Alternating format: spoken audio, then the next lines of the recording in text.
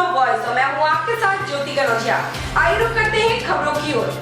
Supreme court ने मराठा आरक्षण पर महाराष्ट्र सरकार को बड़ा झटका दिया। शीर्ष अदालत ने महाराष्ट्र में मराठों के लिए 16% आरक्षण देने के राज्य सरकार के निर्णय को निरस्त कर दिया है। साथ ही सुप्रीम कोर्ट ने यह भी कहा है कि इंदिरा साहनी मामले पर फिर से विचार करने की जरूरत नहीं है। जस्टिस अशोक भूषण की अध्यक्षता वाली 5 सदस्यीय संविधान पीठ ने कहा कि मराठा समुदाय को 16% आरक्षण देने के आरक्षण की अधिकतम सीमा 50% को पार करती है, लिहाजा यह असंवैधानिक है। 5 संसदीय संवैधानिक पीठ ने में न्यायमूर्ति अशोक भूषण के अलावा न्यायमूर्ति एल नागेश्वर राय, न्यायमूर्ति एस अब्दुल नजीर, न्यायमूर्ति हेमंत गुप्ता और न्यायमूर्ति एस रविंद्र भट्ट भी शामिल हैं।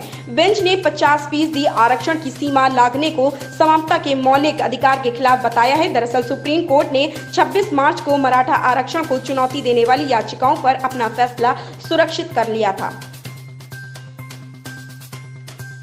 उत्तर प्रदेश के प्रयागराज में एक सख्त टिप्पणी में इलाहाबाद उच्च न्यायालय ने अस्पतालों को ऑक्सीजन की आपूर्ति न होने से कोविड-19 मरीजों की मौत को आपराधिक कृत्य करार देते हुए कहा कि यह उन अधिकारियों द्वारा नरसंहार से कम नहीं जिन्हें इसकी सतत आपूर्ति की जिम्मेदारी सौंपी गई थी। अदालत ने यह टिप्पणी सोशल मीडिया पर वायरल हो रही उन खबरों पर दिया जिनके मुताबिक ऑक्सीजन की कमी के कारण लखनऊ और मेरठ जिले में कोविड-19 मरीजों की जान गई। अदालत ने लखनऊ और मेरठ के जिलाधिकारियों को निर्देश दिया है कि वे इनकी 48 घंटों के भीतर तथ्यात्मक जांच करें। गौतम बुद्ध नगर में हुए ग्राम पंचायत की 88 सीटों में से 40 पर महिलाओं ने जीत हासिल कर इतिहास रच दिया। 2 दिन पूर्व संपन्न हुए ग्राम पंचायत चुनाव में गौतम बुद्ध नगर में महिलाओं के लिए 30% ग्राम पंचायतों में पद आरक्षित था, लेकिन महिलाओं ने 44% ग्राम पंचायतों पर कब्जा किया। जिले की करीब आधी पंचायतों में महिलाएं ग्राम प्रधान निर्वाचित हुई हैं। उत्तर प्रदेश के नोएडा में कोरोना वायरस संक्रमण को काबू करने के लिए लागू लॉकडाउन के दौरान गौतम बुद्ध नगर में आवागमन के लिए ई पास की जरूरत होगी। जिला सूचना अधिकारी राकेश चौहान ने बताया कि लॉकडाउन के दौरान जिले के भीतर और अंतर जनपदीय आवागमन के लिए अब ई पास जरूरी है।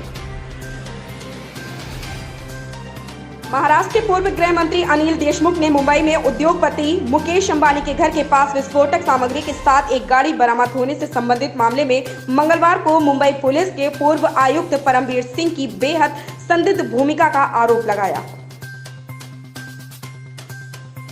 कोलकाता में तृणमूल कांग्रेस प्रमुख ममता बनर्जी ने आज लगातार तीसरी बार पश्चिम बंगाल के मुख्यमंत्री पद की कमान संभाली। राज्यपाल जगदीप धनखड़ ने राजभवन में एक सादे समारोह में ममता बनर्जी को पद और गोपनीयता की शपथ दिलाई।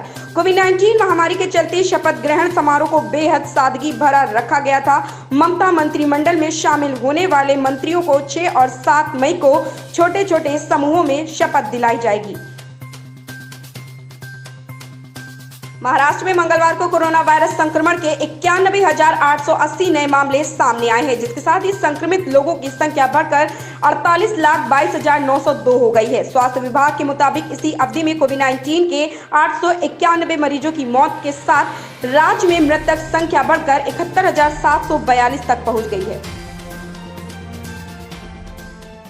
देश में कोरोना वायरस की दूसरी लहर ने भयावह रूप स्थिति पैदा कर दी है। एक तरफ स्वास्थ्य महकमा चरमरा गई है तो दूसरी तरफ कालाबाजारी करने वाले लोग बाज नहीं आ रहे। हालांकि कोरोना के दैनिक मामले में पिछले 3 दिनों से हल्की गिरावट आ रही है, जो राहत की संकेत है।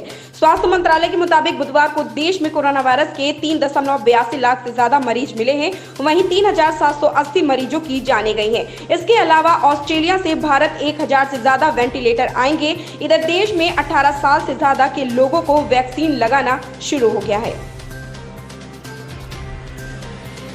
आज भारतीय रिजर्व बैंक के गवर्नर शक्तिकांत दास ने मीडिया को संबोधित किया। उनका यह संबोधन पहले से निर्धारित नहीं था। देश में कोरोना वायरस की दूसरी लहर ने भयावह स्थिति पैदा कर दी है। एक तरफ जहां स्वास्थ्य प्रणाली चरमरा गई है, दूसरी तरफ कालाबाजारी करने से लोग बाज नहीं आ रहे। हालांकि कोरोना के दैनिक मामलों में कुछ दिनों से हल्की गिरावट आ रही है, जो राहत की संकेत है, लेकिन राज्यों में लगाए गए लॉकडाउन से जनता परेशान है, क्योंकि इसका सीधा असर उनकी कमाई पर पड़ रहा है। देश की अर्थव्यवस्था को भी संकट के इस समय से उबारने के लिए कड़े कदम उठाने की जरूरत है। ऐसे में केंद्रीय बैंक का यह संबोधन बेहद अहम है। मुरादाबाद के भोजपुर थाना इलाके के सरदार नगर गांव में मंगलवार रात बदमाशों ने किसान के घर ढाबा बोल दिया।